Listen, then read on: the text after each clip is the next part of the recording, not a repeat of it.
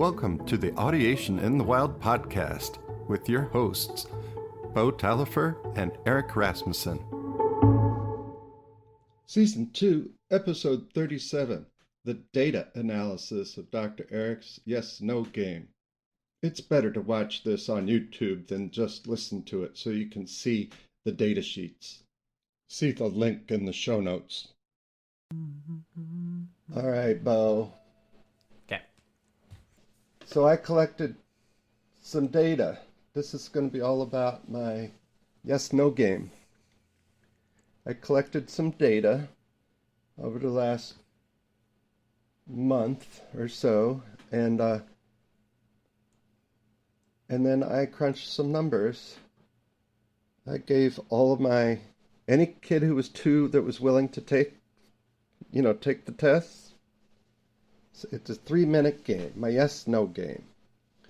So you can go online, and we'll put a link there for you to play the game. In fact, I'd like some adults to play the game. Not necessarily the musician friends that we have, but just some adults. And what I've discovered, I'm going to show you in my spreadsheet here, and we're recording this. We're recording this online in a video. We're recording this in a video, so I'll post it, so you can look at the screen while we go. But I got to turn this on.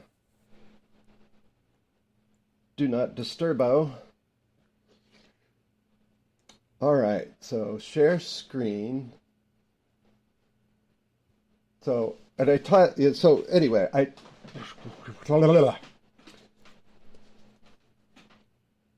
So, Beau, I administered my yes-no game to any kid that would take it, starting at 2 years old. And some of them just kind of stared at the wall.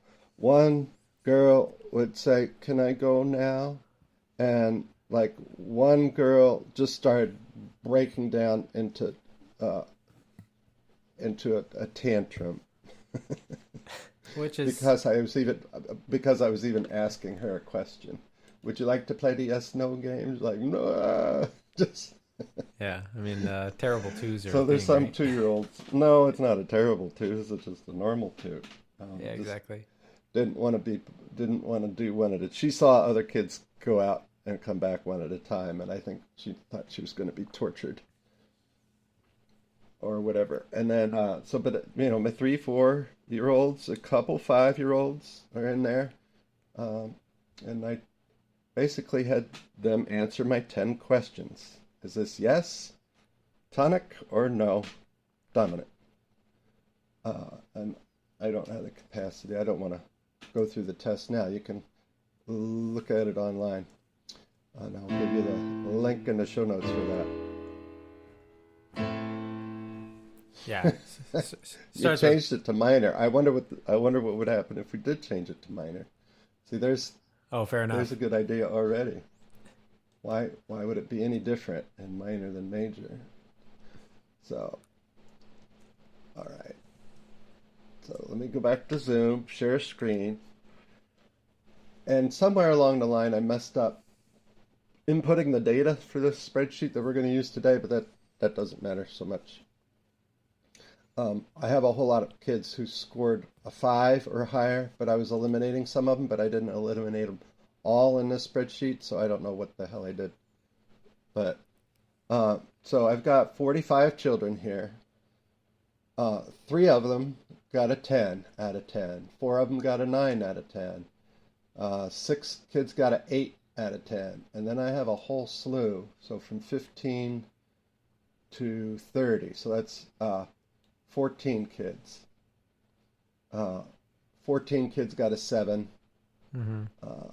It seems like even less got a 6. This is what doesn't make sense to me. I should have more that have 6 and 5, but I've got to go back and look at the data. But basically, I gave a 1 if they gave the right answer and a 0 if they gave a wrong answer. Mm-hmm. And what that starts out as is a sheet that goes just what their answers were. Yes, no, yes, no, no, yes, yes, no, whatever their answers were. And then you got to take the columns where the correct answer is yes and change all the yeses to ones and all the all the no's to 0. And then you take the columns where no is the right answer and you change all the no's to ones and all the yeses to 0. And then you put those, 2 sets of columns back together in the order. And you just basically get a spreadsheet of, oh, look at that. There's a mistake there too. So basically you got item 1 to 10. I've got the names blacked out here, the school where they came from. I have to yet input their ages because I don't have that information yet. Mm-hmm. I know offhand, but I don't know exactly what their ages are. And then here's their total. So like I said, I had 3 kids.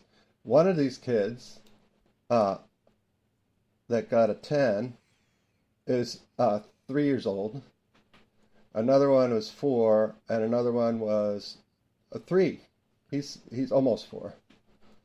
And then these other kids, there's a couple older kids in that next group of 9s, and a couple older kids in that next group. There's a few kids that got a 7 that are 3, 4. Anyway, you see, I got a decent distribution, but like I said, this document doesn't have everybody in it. I started to subtract some of the students because I was looking around for interesting information. I didn't quite find it yet. But all right, so here's the first item, and you take that entire column, and you want to find out what the item difficulty is. Mm-hmm. So it's just the average score. Wait 1 sec before we tee off into this. I just want to be very clear for myself and the listeners. Is this only quizzing people on you hear tonic and then you hear dominant, or you hear dominant and you hear tonic, or what is the exact content involved in this test? Just before we get into difficulties, are you adding 4 chords in here, or just no, tonic? No. It's my yes/no game.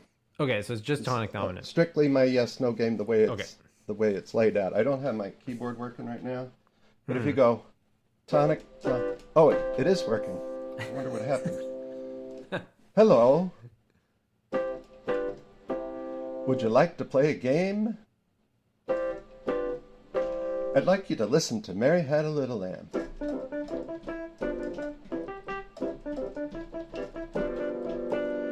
Can I end there? Fleece is white. I was singing it. Fleece is white as. Can I end there? No. Do I end here? Yes. Fleece is white as. No. Yes. Would you remember that this is no and this is yes? Remember, if I played... Oh, let's play the game. Remember, if I play this, you're gonna say no. And if I play this, you're gonna say yes. Let's play and have fun. And then it's no, yes, yes, no, yes, no, no, yes, no, yes. And those are 10 items. I think I did it right. Perfect. Okay, yeah, that's exactly what I think will help everyone just have the right context in their mind here. Yeah, so I'll put a link for how to play that game in SurveyMonkey. Or, yeah, it's also up on... Okay, so now we're... on a YouTube video. So now I've analyzed, I've gotten the kids to answer these questions. Mm-hmm. And it takes 3 minutes to administer to each kid. A little over a minute for the directions, and a little over a minute to answer the questions. Mm-hmm. And so now I've collected all the data, and I've got items 1 to 10 across the top. I've got the kids' names along the side. I've got their total scores, accumulation in a right-hand column. But what I wanted what I want to look at is the difficulty level Mm-hmm. of each item.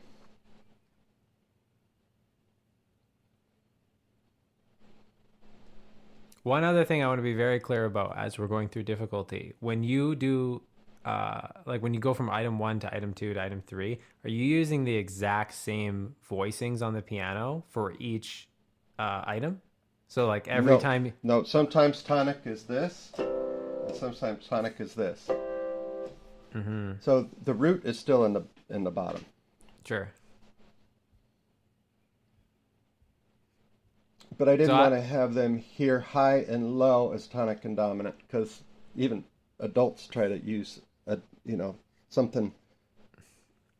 If they're all one thing and the other, they can figure it out without having figured it out musically. mm-hmm.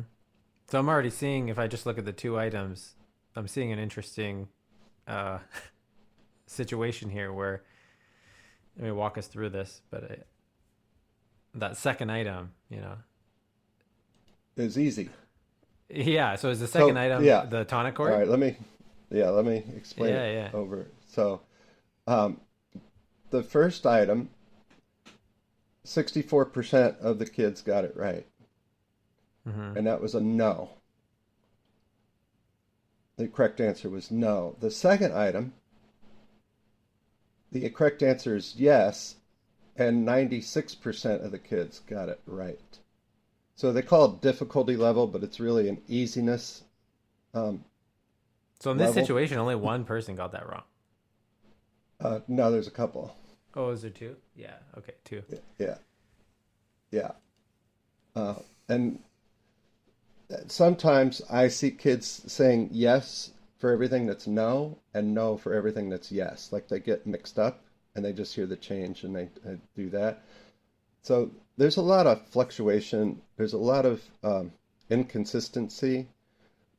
We're going to look at reliability here in a minute, Mm-hmm. uh, like how you measure that. But right now, let's just look at the difficulty level. And you want a variety of difficulty levels. You'd like to see some items be more difficult, some items be more easy, and a lot in between. Okay? So 64% is the first item, 96% is the second item. On the third item, the correct answer is yes again, but 41% get that one incorrect. I think because they hear a change and they just Exactly. guess that it's no, and it's a change from here to a change to here. So they're both yes, but you could, or um, and I'm not 100% sure these are exact voicings, but my voicings have been consistent across. I don't play the test; it's recorded, so Oh, okay. Yeah, I'm yeah, not. because that could be a confounder, right? Into why Yep, people are making the mistakes they're making. Because if, yeah, that's why I brought that up earlier. That's so yeah, that no, that's actually so it's that's perfect. I recorded. didn't realize you had recorded the test. So like I have more faith in what you're doing now since you said that.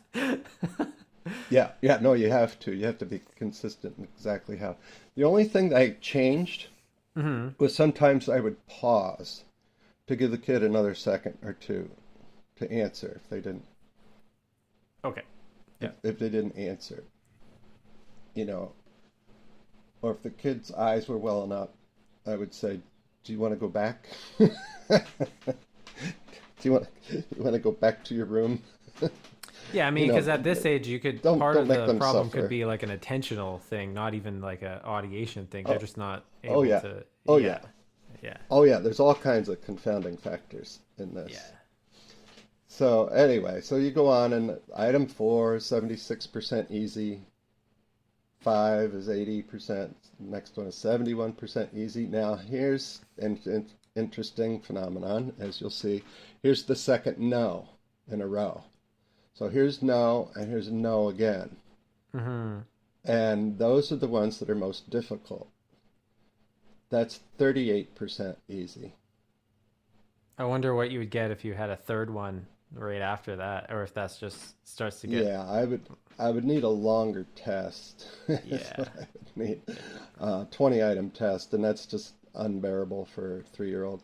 20 item tests have like 3 repeats in a row, basically. Uh, I don't know how you would work it out. It, Yeah, it's just this is as long as you want to test.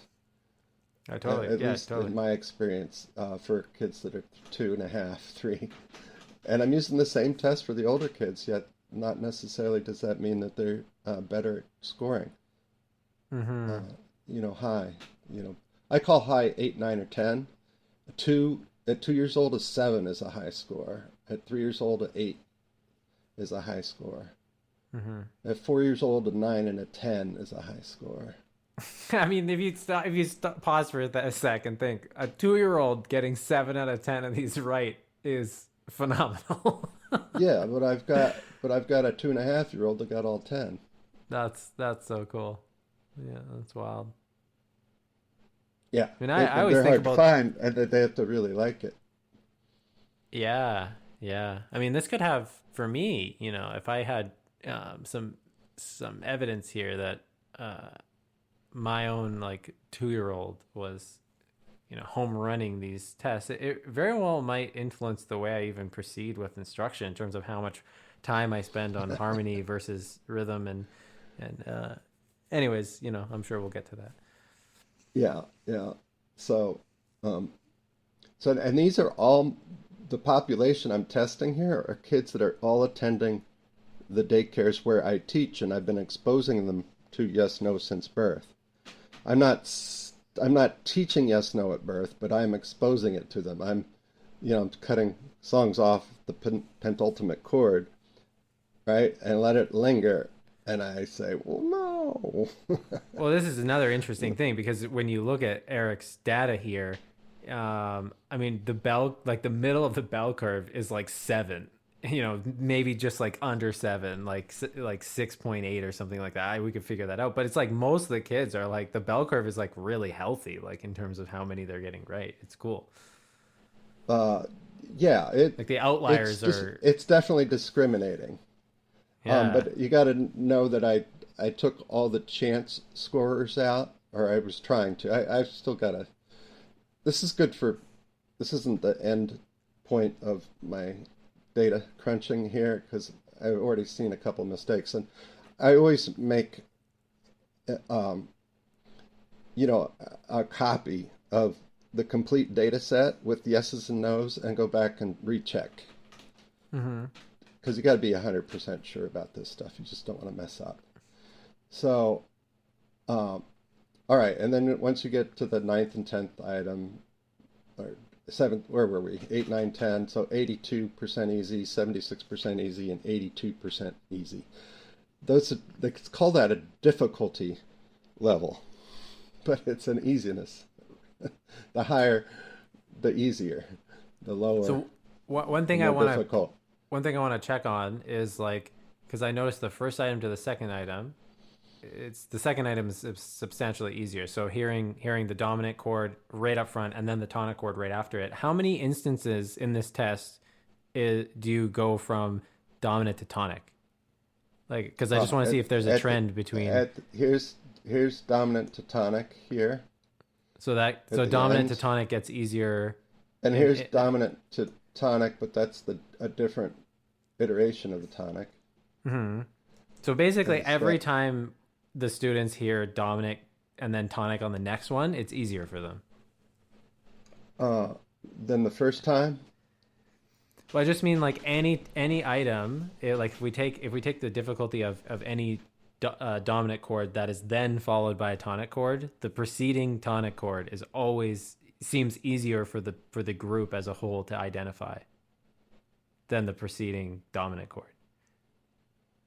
You could Because look we, at it that way. I haven't. which to me makes This is why I want sense, to talk right? to people about it because that's one way to look at it is a progression rather than a number of items. Well, Eric, I'm thinking because my own practice of doing this with students, how many students do you have when they're first learning this? You play the dominant chord, and then they're like, "That's the yes," and then you play the tonic chord right after, and they're like, "No, no, no, no, no, that's yes." The other one was Yeah. was yeah, Yep. and that's what I'm coming from is just like the practical side of doing this. A lot of Sure. times people need to hear both to to be definitive on it. For sure. I think they might lose the context from the time the directions are given in that few Mm-hmm. seconds, Mm-hmm. that they get confused. Anyways, That maybe we should establish tonality again in the middle of the game. I mean that's interesting, right? I mean, if it'd be interesting to see if you kept everything the same, but you just established tonality after like every 3 questions or something, or every Yeah, 5, if it changed yeah, the validity of not the validity of the yeah, test, but like the precision that the students are able to call the shots at. yeah. You want to establish context if it's being lost. And in harmonic improvisation readiness record, Gordon's HIRR Yeah. test, he, has directions to just listen, and then he goes on with the the items. So Yeah, and I think that's reestablish. valid too, because uh, supplying people with context is valid in the sense that we want to measure audiation skills that are being used in context anyway. So like when you're improvising on a tune and we need to Yeah, use our harmonic audiation, we're going to be improvising in a harmonic and tonal context. So we want to actually be testing people in a tonal context, and I think supplying them with that to prime them with that right, is totally fine. for sure. Yeah, oh yeah. It's not cheating to give kids better information so that they have a better chance of scoring if what you're ultimately measuring is some level of their audiation, not some way that they've used to figure out how to answer the question without using their audiation. Mm-hmm. Because I gave this to some of the daycare instructors, and they'd say, "Oh, that one's lower," so that's no. They would tell me out loud what they were thinking. So that's no, because that was a lower sound. And then they'd play another, and it would be, wait, I'm confused now. Because they would go back to higher, but they swear it was no still.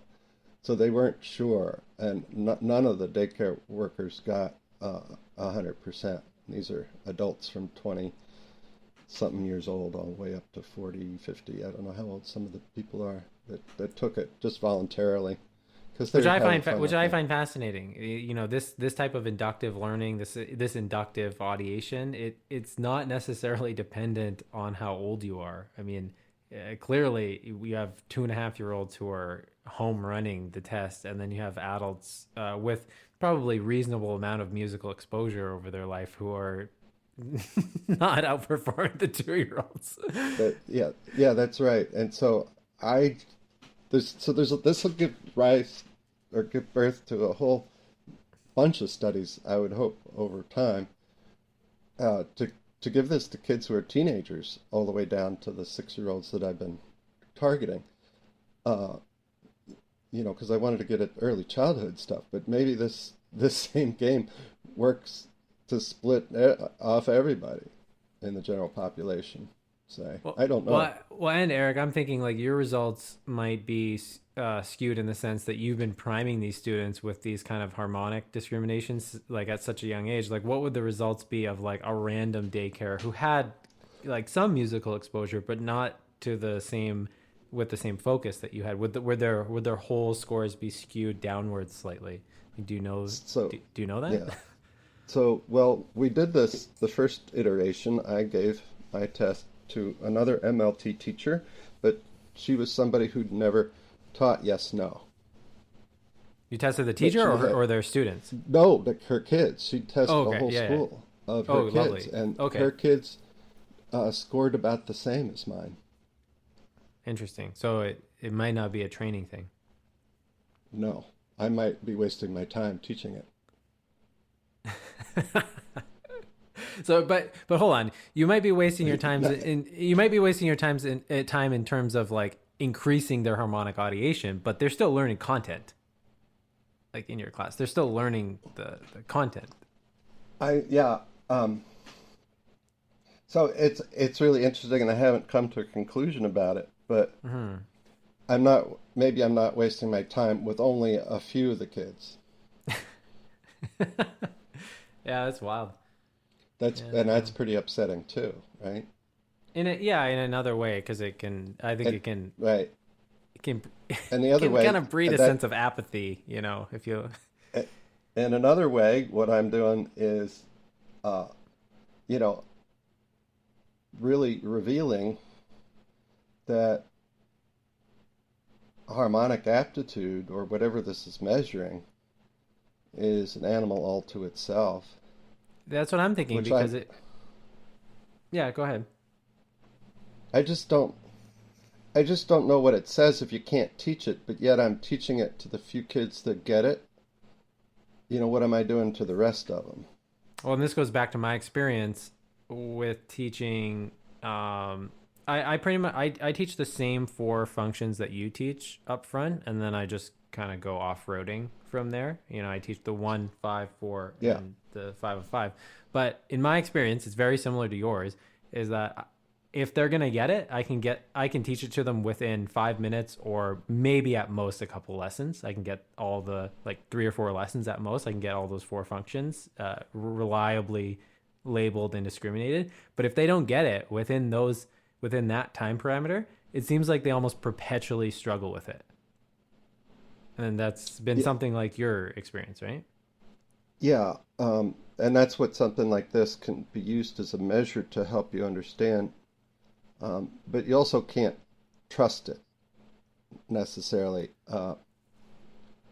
I And think what you were saying before though about this possibly being an animal in and of itself is because we know that proper instruction within a certain age window in general tonality and general rhythmic education will increase their aptitudes if it's done properly and within the right age window. But this may not respond with the same logic as the other aptitudes, which is, or viewed from another angle, maybe we just don't know how to teach these harmonic discriminations in the developmental window, or maybe the developmental window is like much shorter than for the other aptitudes. Like maybe it's very aggressive, like from 0 to 2. If you don't hear enough of this stuff, like it's because the other yeah, aptitudes start to close down around 9, 10, 11 kind of thing. these are all possible scenarios which we need to do years of research, and I would love to have the money to do that.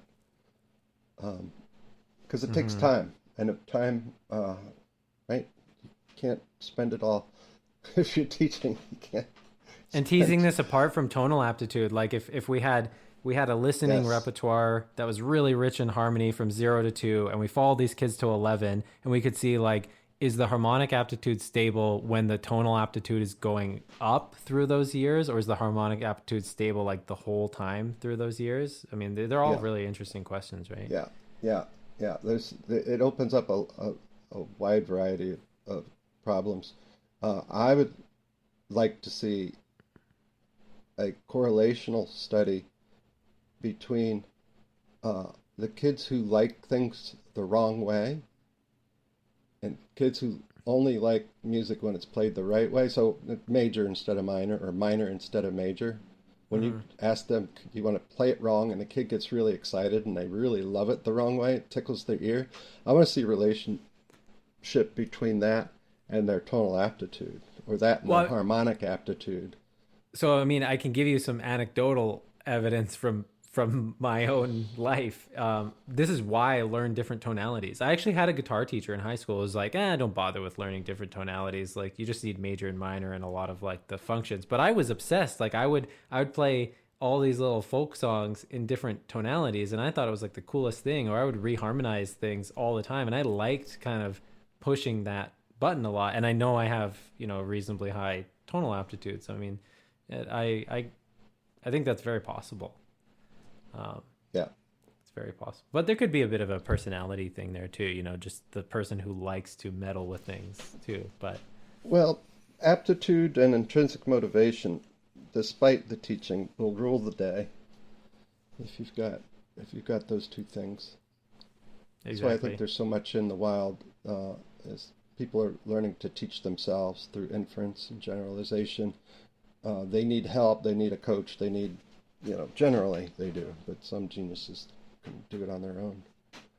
Well, that's what happened to Or, me, right? I just noticed like some teachers would teach me audiation and some teachers would not. And then I eventually just on my own, throughout high school specifically, I started figuring out that the people that could sing things and play things from memory, they could do something that the other people couldn't. And then I just kind mm-hmm. of ran with that. And that was, Yeah, yeah, but that's an example of what you're talking about. I mean, that was kind of just fueled from having, reasonably high aptitude and just pure blown interest in learning it. And so I was weeding out things that worked and things you, that didn't work. yeah, yeah. You were finding teachers that supported what you thought for yourself be better to learn things by ear than to learn by rote. I mean, than to learn, And eventually notation. discovered the shorthand that teachers that couldn't improvise, I basically just didn't trust anything they said, which is hilarious. Like I arrived at that conclusion when I was like 13 and I still pretty much believe it today. I, you know, I have a couple stories, but the one is when I found out my piano teacher in high school, she liked Barry Manilow. I quit the next week. Oh, I just flat out. And we were learning, what were we learning? We were learning variations on a theme by Haydn, yeah. Brahms, And right? that sounds nice. That's some good literature. And some other stuff, some other normal classical literature. But I remember that one because I had to do 2 against 3 and I couldn't do it. But at any rate, so let me go on with the statistics. So we have the average difficulty of the items, 1 to 10, and it ranges from the lowest is 0.38, and it goes up to 0.96. All right, and that's your difficulty levels. Then the average of the full score, that's your mean, right? So it's just all the kids that got 10 plus all the kids got 9, blah, blah, blah, and just divide by the number of kids. So the total scores all added up and divided by 45, and you get 7.04. Oh, so wow. So it is 7. The mean is 7 of this group. Now, Of this like group, I said, yeah. I got to fix this. Now, this is the nerd in me. I love doing this. Is now you subtract the mean from each of these scores. So 10 minus 7.404 is 2.96. Okay, so you subtract the mean. So here you got a 7, and now you're down to the kids. This is the you're subtracting the mean from them, and you get these negative numbers. Well, how you get rid of those negative numbers? You square them. So the square of the mean differences is what this column is. The square of the mean differences. Does that make sense? Mm-hmm. You're subtracting the mean from your score, each individual score, and then you're squaring that. And then you add those up and divide by the number of kids, or the average of the square of the mean differences, and that's your variance. That's how you calculate variance. And variance is basically what a standard deviation is squared. So variance, the square root of variance is your standard distribution. And on a test like this, you'd want something closer to 2. There's a way to calculate the what you call a mean and standard deviation, a theoretical mean and standard deviation. But this isn't theoretical. This is the real one. So you So get you're that. saying if the standard deviation is closer to 2, you can rely on the test validity more? That you want it, yeah. You want a little more. The more variance, the better. But there's a limit to that. Mm-hmm. And then the standard deviation. So that's how you just measure those. Okay. So here's one way to check the reliability of the test is to put it into a formula. There's a reliability coefficient that you can calculate using a Cooter-Richardson 20 is the name of the formula, Cooter-Richardson 20. And the way you do that is you take the difficulty level for number 1 was 64, you remember? And then take 1 minus that. So it's just 100 minus that, so 36. And you do that across the board. So 1 minus the difficulty level for each item.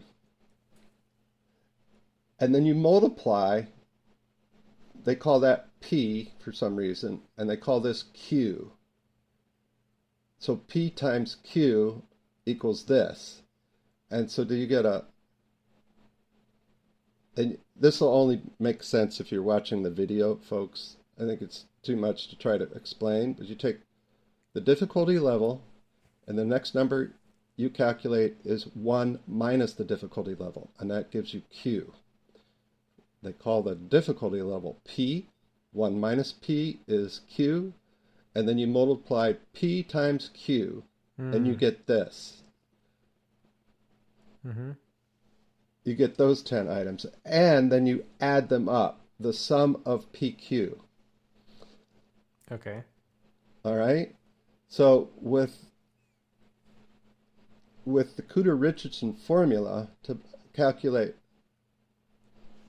the reliability of this kind of measure is you take, the formula is, how many items do you have in the test? 10.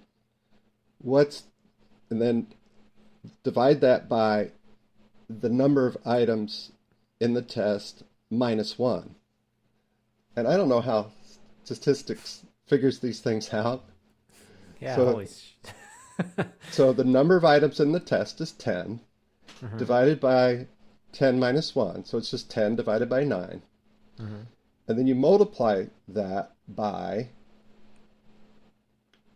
1 minus the sum of PQ divided by the variance. And the sum of PQ divided by the variance is calculated first, and then you 1 minus that, and you multiply that times 10 over 9. Right? And that'll give you a reliability coefficient. Now, something is seriously wrong. And I've checked it, and I have to try to check it again. There's no way it can be 0, but it's 0. Yeah, I noticed that. so and, just to put that number in context, what are we looking for? 10 decimal points off. It's 0.001623. Basically, there's no reliability at all. 0. Like, you can't possibly get lower. It's insane. But does that mean I shouldn't trust these 2.5-year-olds who have gotten 10? Or the 4-year-olds that got 8, or the whoever, right? What is this? What it shows me is there's just a lot of guessing.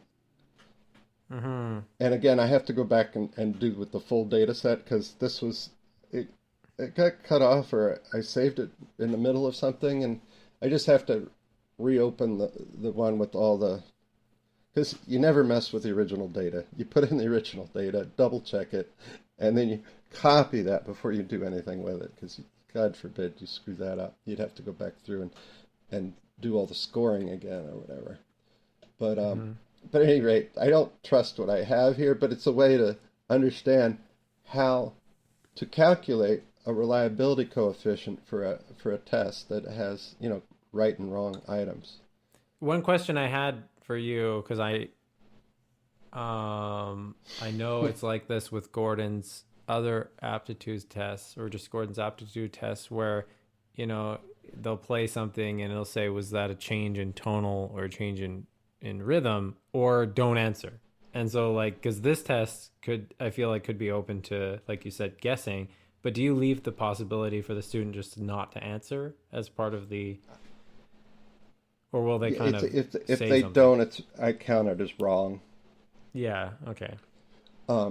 I think that's the same way he does with Audi H. Audi H, that's what I want to call this one.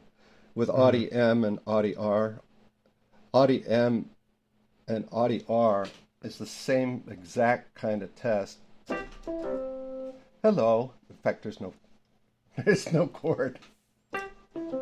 Hello. Would you like to play a game? My name is Audie M. I have a special song. Whenever you hear my special song, would you say yes? Whenever you hear not my special song, would you say no? Remember my special song. Ready? Let's play and have fun. Right? And then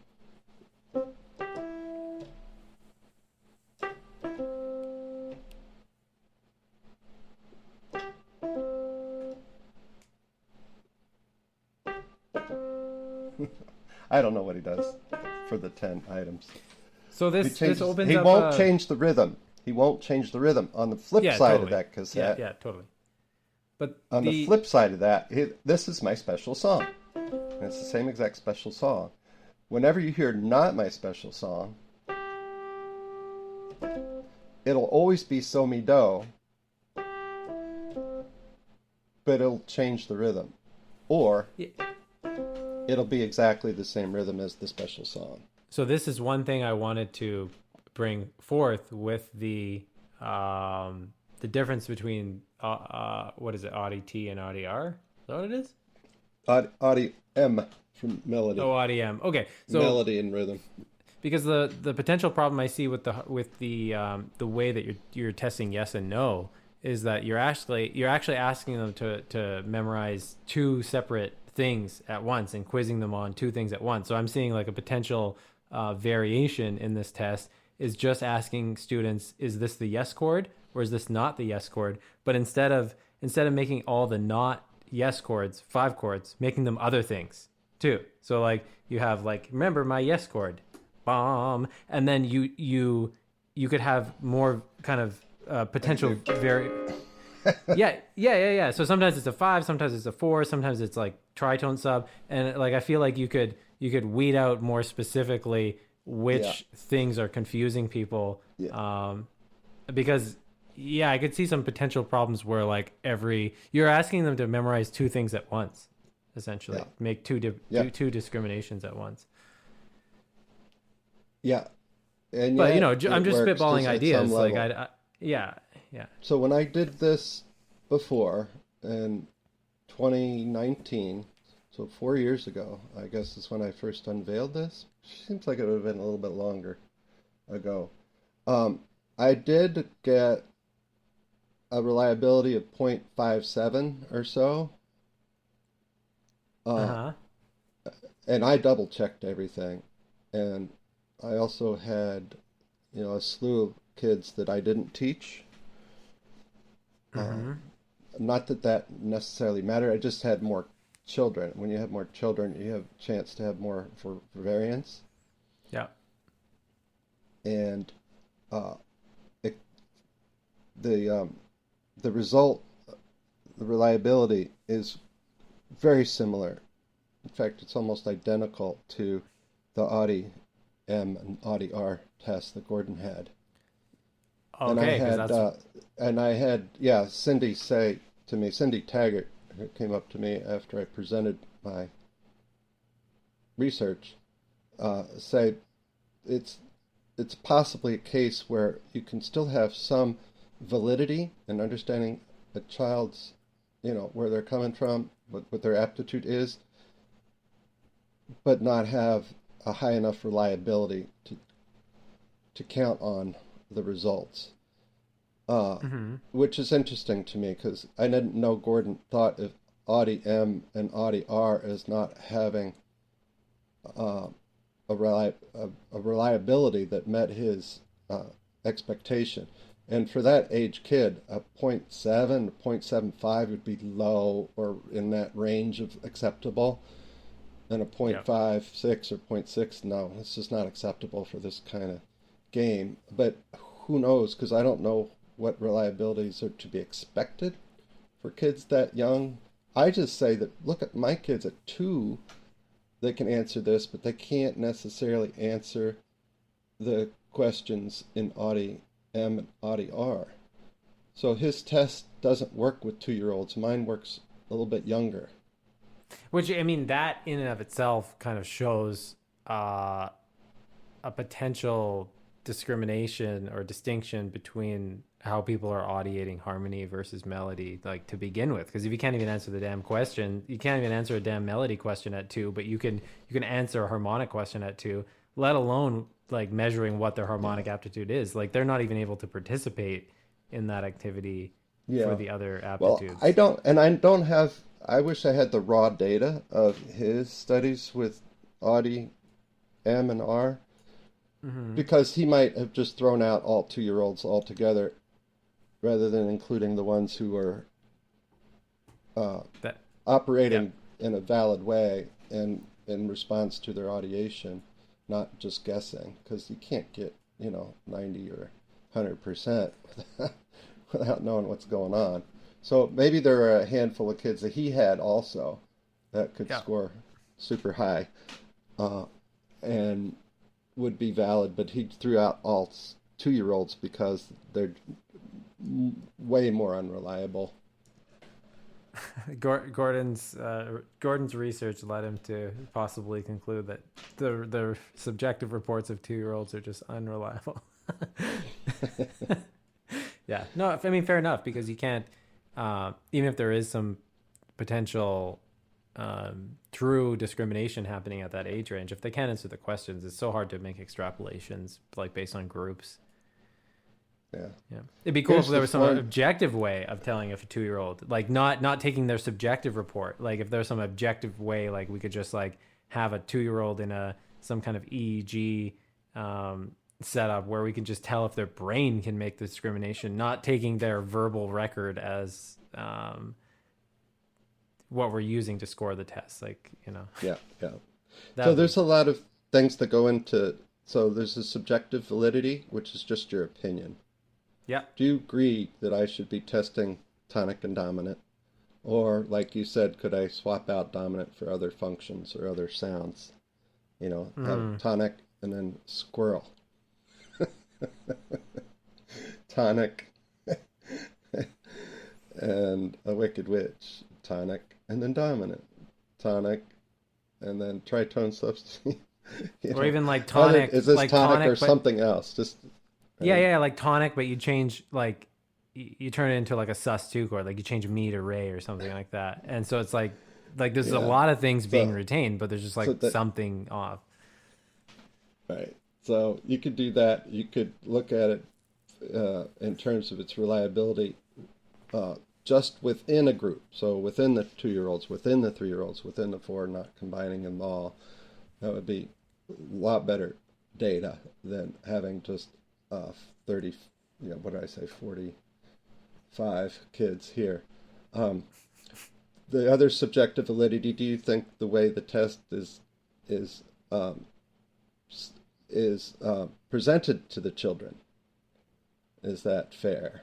Or should you have a yes block and a no block and have the kid grab at the block that has that so that they can make a decision? Yes, no, not just with their words, because some kids are language delayed at 2. What's language delay at 2? Or should we be reestablishing context after every question? Or exactly. Like that? That's another content. That's another thing that you could include subjectively. Add that. Or having done this a bunch of times and doing it with the other way a bunch of times, now it's less subjective. It's objective because the kids do better with that. But what about the kids who don't need it? So should there be more items in the test?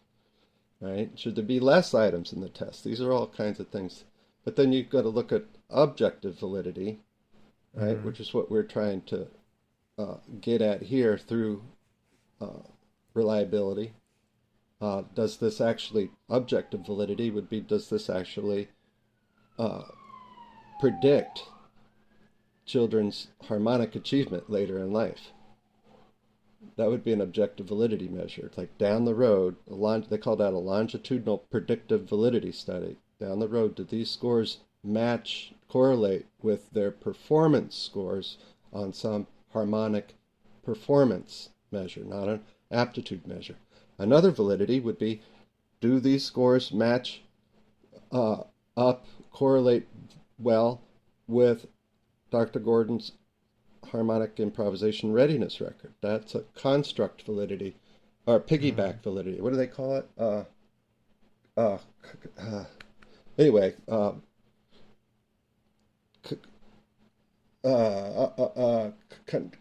it's another con name. I'm forgetting. It's been a while since I've had the books open. It's another validity where you're piggybacking the validity of something that's already been proven. Mm-hmm. So my test could be shown to have validity by piggyback on a test that already has been proven to be valid. And that's basically what he did with so much of his research, IMMA especially. He didn't do much research on it.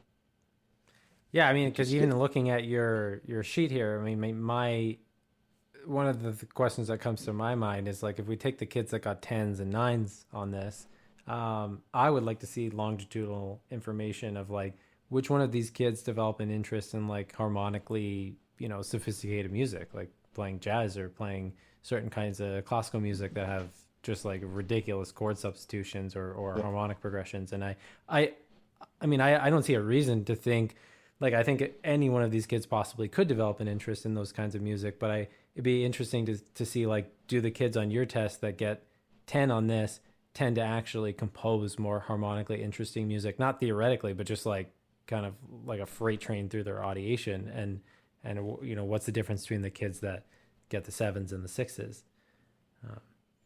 Yep. Yeah. There's Because there's a lot that goes into it. Another piece of information is item discrimination values, which I didn't put up here. Item discrimination, do the kids who score higher on the test, so the top half of the class, from here to here, say, right, exactly half, and subtract that from the kids who score lower on the test. There are times where you want that discrimination value to be fairly low, and there's times you want a curve, a standard curve of those kinds of things, those kinds of discrimination values too. I just hadn't calculated them yet.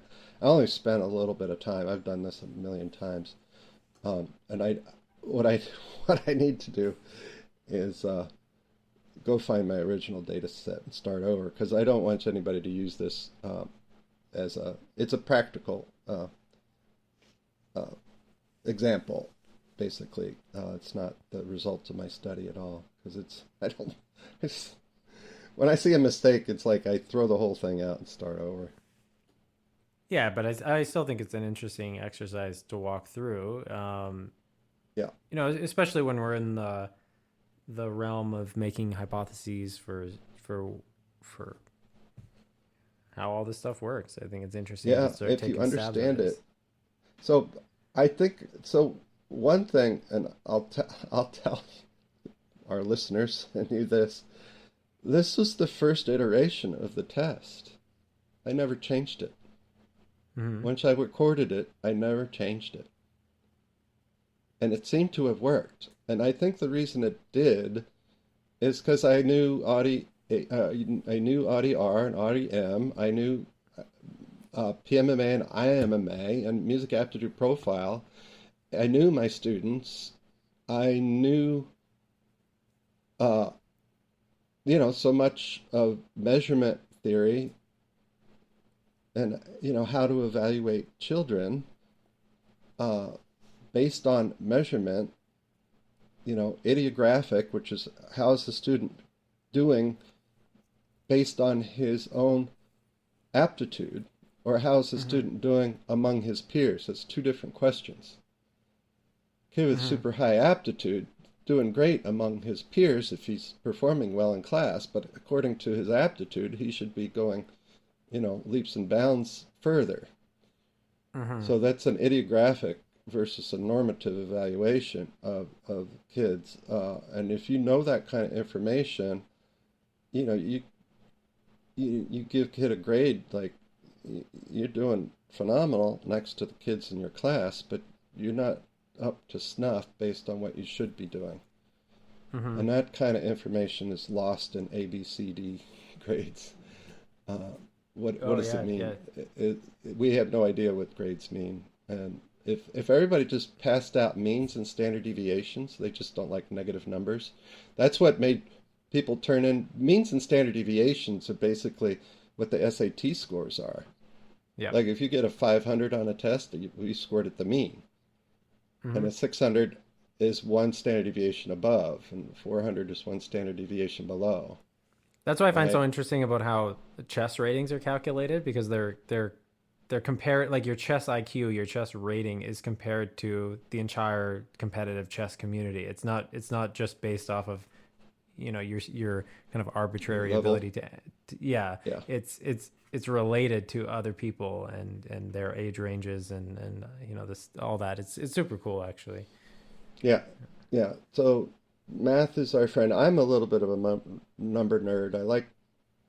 I don't know how these formulas get invented. It's nuts to me.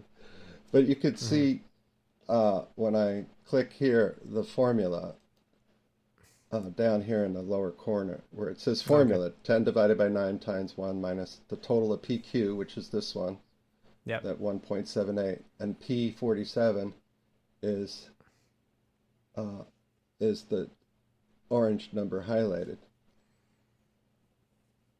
So, and see what numbers am I using? The two that just highlighted. Those are the ones in the formula, and they show up here in the formula this way. Mm-hmm. So, No, I find this fascinating, and I mean, one of my biggest values, just in terms of education, is bringing some kind of empiricism to it, where you're making decisions and um, testing hypotheses out in a way that it's actually looking at some kind of data, and so when you start meddling with doing things a different way, you're you're doing it under the scope of some kind of rational yeah, agenda. yeah. Yeah. I want more. I want to get a wider variety of discrimination values and a wider variety of difficulty levels, and they're somewhat interconnected, right? Oops. And and then you use that information to increase the validity of your measurement by making sure it's reliable, and this is not reliable. And neither is AudiM and AudiR.